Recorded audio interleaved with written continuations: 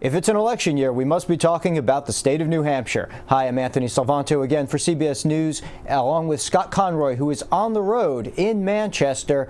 Scott, last night you were at former Senator Scott Brown's announcement that he is going from Massachusetts into New Hampshire to take on Jeanine Shaheen for that Senate seat. What did he say?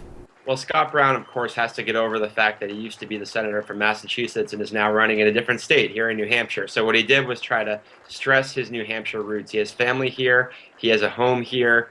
And what he really did was talk a lot about Obamacare. This is the issue that he's running on. He was supposed to be, when he was elected in that special election a few years ago, Republicans were hoping that he would be the vote that would prevent Obamacare from coming through. And he said, it didn't work out that time, but if you put me back in there this time, I'll fight the good fight. And, he is making that the centerpiece of his campaign, really. Does his announcement mean that we're seeing a really nationalized race in these midterms where the Republicans are looking for candidates to run in these blue states because they smell a wave coming? And are Democrats nervous about this?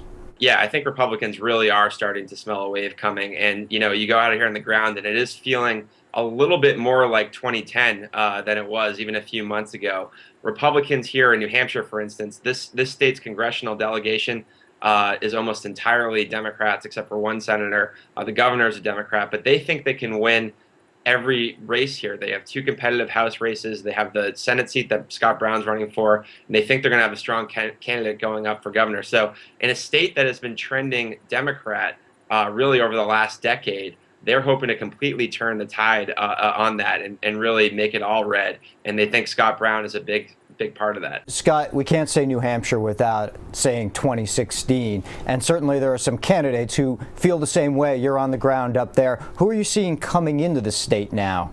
Well, we have the first big 2016 New Hampshire cattle call here in the First in the Nation primary state on Saturday. There's an event being put on by the conservative groups Americans for Prosperity and Citizens United.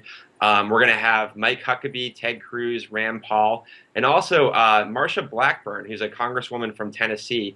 And I was able to break the news that she is actually going to be testing the waters and thinking about a presidential bid herself, which, a lot of people wouldn't think that would have much of a chance of getting off the ground. But, she is popular with the grassroots, and she's a woman, and there's no woman that has been previously been thought about as thinking about running for president among the Republican field. So she could fill a niche potentially, at least stir the pot a little bit up here. Always interesting and important for everybody to get started early, even though it's 2 years out.